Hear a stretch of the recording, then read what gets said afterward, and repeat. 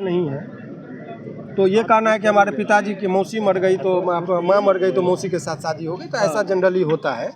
लेकिन यहाँ पर आप देखिए, यहाँ पर जो लिख रहा है तो पिताजी उमेश जी जिंदा है और उसके बारे में कह रहे कि मर गई है। आवासीय प्रमाण पत्र उसने खुद लगाया है, मतलब उनके पिताजी जिंदा है? पिताजी जिंदा है, ये वेरीफाई करने का चीज़ है। अच्छा। और हमने कोर्ट में एक चीज़ बड़े ही अदब से कहा कि यदि ये नाबालिग है तो गार्जियन के थ्रू है, तो अभी तक इनके गार्जियन माता पिता या कोई लीगल गार्जियन क्यों नहीं आ रहे रिप्रेजेंटेशन करने के लिए? क्योंकि उन लोगों को पता है कि ये फर्जी मुकदमा कर रही है, हम जाएंगे तो हम फंसेंगे। इसीलिए ना तो भाई आ रहा है ना पिताजी आ रहे हैं। तो ये तमाम तरह का चीज़ डॉक्यूमेंट्स न्यायालय के समक्ष रखा गया। सर ये सब फर्जी निकलने के बाद सर आज क्या कुछ हुआ है? सुनिए और फिर बता रहे हैं। अभी जरा और एक डायरी का पार्ट देखिए जो इन लोगों ने जो दिखाया है। ये मेडिकल में जो आया है वो मार्क कर दिया 19-20 साल, डॉक्टर का कहना है कि 19-20 साल डॉक्टर ने कहा, यानी नाबालिग नहीं है। और इसके अलावा एक और चीज़ अहम आपको दिखा दे रहे हैं, देखिए जन्म तिथि वगैरह अंकित नहीं पाया गया, परंतु प्रधानाध्यापक महोदय का नीचे में हस्ताक्षर की तिथि 23/1/2006 संत विनोबा उच्च विद्यालय पटेल नगर में जी इनके उन्होंने कहा कि मेरा एडमिशन है। जब वहाँ पर गए संत विनोबा भावे स्कूल विनोबा उच्च विद्यालय, तो वहाँ पर इनका क्लास KG में कहता है अंकित है, जिसमें जन्म तिथि 13 माने अंकित नहीं है। जन्म आप कहीं स्कूल में जाइएगा तो बिना जन्म प्रमाण पत्र के तो एडमिशन होता नहीं है। लेकिन यहाँ पर जन्म अंकित नहीं था। क्यों नहीं अंकित था? क्योंकि उसमें कभी एडमिशन ली ही नहीं थी। फर्जी डॉक्यूमेंट्स बैक डेट में बनाना था। इसीलिए हम लोगों ने कहा कि उनके प्रिंसिपल को भी बुलाइए और रजिस्टर भी लाइए कि ये जो कह रही है कि हमारा एडमिशन हुआ था वो गलत है। इसके अलावा देखिए अंकित नहीं था। इसके अलावा पीड़िता का शैक्षणिक प्रमाण पत्र नहीं है। आधार कार्ड के अनुसार पीड़िता का जन्म तिथि 14/5/2007 है। तो मान लेते हैं इनका बात सही, तो 2007 में कोई आदमी जन्म लेगा तो 2006 में एडमिशन कैसे हो जाएगा? जन्म से एक साल पहले कैसे एडमिशन होगा? ये डॉक्यूमेंट्स की बात मैं कह रहा हूँ कि सर बेल पर क्या हुआ सर? पहले समझिए, बेल पर भी आएंगे, उस पर भी बता देंगे। तो ये तमाम तरह का चीज़ न्यायालय में रखा गया। सामान्यतः न्यायालय में जब कभी भी वो डॉक्यूमेंट्स दी, हमने सारे बातों को कहा, तो इस बात को कौन जांच करेगा कि ये सही है कि गलत है? जी। तो अभी आज के डेट में उन्होंने कहा कि अनुसंधानकर्ता जो हैं, जो इस केस के IO हैं, बोला है कि जन्म प्रमाण पत्र के संबंध में आपके पास जो भी चीज़ें हैं उनको आप सारा चीज़ लाइए और उस लाने के बाद इसमें हम देख लेंगे कि सत्य क्या है असत्य क्या है। ये तो एक बेल के रिगार्डिंग है।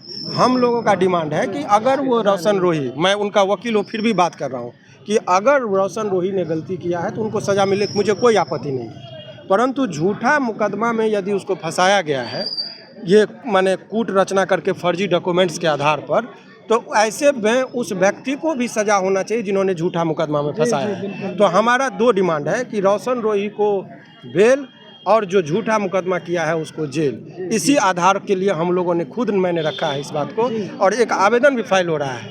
और इसका हमने कहा है उच्च स्तरीय जांच हो। हमने अब DGP को भी लिखने जा रहे हैं इसमें, क्योंकि उसमें निर्दोष व्यक्ति जेल में है।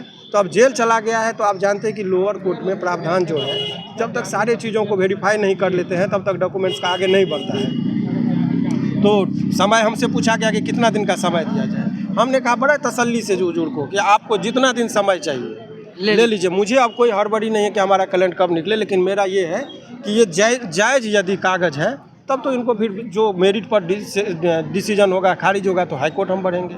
अगर ये डॉक्यूमेंट्स फर्जी है तो जो फर्जी डॉक्यूमेंट्स बनाया है IPC में 467, 468 के अंतर्गत 10 वर्षों का जो सज़ा का प्रावधान है, उसके अंतर्गत अब BNS में इन पर कार्रवाई हो। तो यही बात का डिमांड किया गया। तो अभी फाइनल इस केस में संभवतः 23 तारीख को बृहस्पतिवार पड़ता है, उसके दिन जो है सो फिर से सुनवाई होगी कि क्या ये डॉक्यूमेंट्स जायज़ है या नाजायज़ है या फर्जी है। ये आदेश आज जज साहब ने पुलिस को दिया है कि आप ज़रा पता करिए कि यदि फर्जी है, और यदि ये फर्जी होगा तो उसी दिन इस पर FIR होगा और वो जेल जाएगी। निकलने वाले हैं? नहीं, FIR का यदि ये फर्जी पाया गया तो डॉक्यूमेंट्स फर्जी के आधार पर हमने अर्जी लगाया है। ये हमारा किसी व्यक्ति से व्यक्तिगत कोई झगड़ा लड़ाई नहीं है, नहीं। हम लोग इतना ही हमारा ये कहना है कि मतलब 23 तारीख होगा सर, तो उनमें आपका जो लेकिन ये आप लोग को मैंने डॉक्यूमेंट्स इसलिए दिखाया कि एक पब्लिक ओपिनियन उनका ख़राब किया जा रहा है रोशन रोही का। इस बात में कहीं कोई दोहराई नहीं है कि दोस्ती थी, इस बात को हमने भी स्वीकार किया है।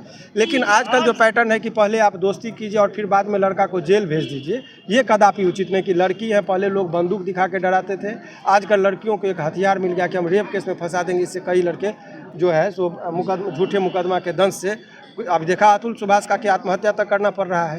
तो इसी वजह से माननीय न्यायालय को हमने सारे चीज़ों से अवगत करा दिया। तो सर अभी 23 तारीख को सारी चीज साफ होगा सर। देखिए, लोअर कोर्ट में जो अभी बहस चल रहा है, इससे पहले भी मैंने कहा था कि अभी तक जो इतना दिन जेल में रोशन जी नहीं रहते, उनके पिताजी जो थे रोशन के और उनके परिजन, उन लोग थोड़ा उन लोगों को कोई गाइड कर दिया था कि अभी फाइल नहीं कीजिए, जिस वजह से फाइलिंग नहीं हो रही थी।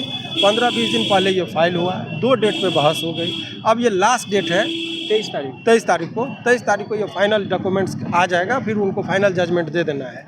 एक अलग से भी केस हो रही है इस मुकदमे में कि ये जो भी दस्तावेज, चूँकि हम लोग अभी कह नहीं सकते थे, चूँकि जैसे वो कोर्ट में उन्होंने दे दिया तो वो डॉक्यूमेंट्स, कोर्ट के डॉक्यूमेंट्स जो है रिकॉर्ड पे लग गया। उसके आधार पर भी एक हम लोगों के द्वारा, इनके द्वारा आवेदन दिया जा रहा है कि ये फर्जी डॉक्यूमेंट्स बनाई है। 467, 468 जो पहले का IPC था, अब तो BNS में कन्वर्ट हो गया है।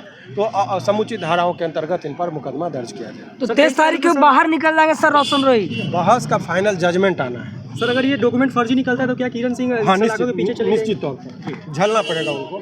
और आप लोगों को मैंने सारा चीज़ बता दिया, किसी व्यक्तिगत क्या करना है। जो सत्य है, सत्य से सभी लोगों को अवगत होना चाहिए। कोर्ट में जजमेंट से पहले कोई जजमेंट नहीं देना चाहिए। तो अभी माननीय न्यायालय में वो मामला विचाराधीन है। अभी जो भी डॉक्यूमेंट्स था, आपको 3 तरह का सर्टिफिकेट इन्होंने दिया।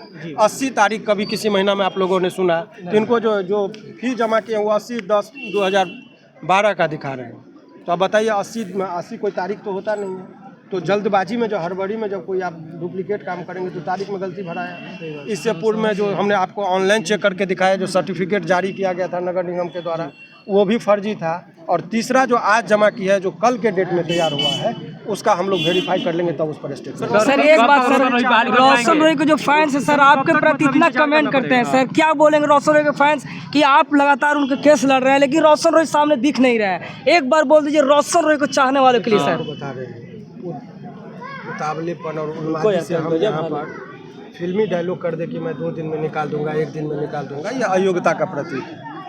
अगर मुकदमा आपका झूठे मुकदमा में आपको फंसा दिया गया, तो अब जब तक डॉक्यूमेंट्स हम उसको प्रस्तुत किए हैं, तो डॉक्यूमेंट्स के आधार पर ही डिसीजन होता है। कभी कभी जब निचले न्यायालय को कन्फ्यूजन होता है तो वो रेफ़र कर देते, बोलते ठीक है आप जरा हाई कोर्ट में जाके इसकी व्याख्या करवा लीजिए।